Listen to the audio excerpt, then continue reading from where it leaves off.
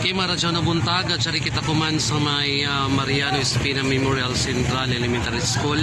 Diin na tagpahigayon ang barangay sa eleksyon 2023. O bayo-bayo na nga itong mga katawhan diri na mikari kuman sa eskwelahan. Atong makita diri ang mga tao na singabot na aron sa pagbutar sa ilang mga tagsa-tagsa ka mga kandidato. So dari ko pa ng sitwasyon diri medyo sa Lugwa na bahin sa may Memses Elementary School, medyo traffic gamay o hamok diri ang mga sakyanan, mga motor na naka-standby diri sa may atbang na bahin sa eskwelahan.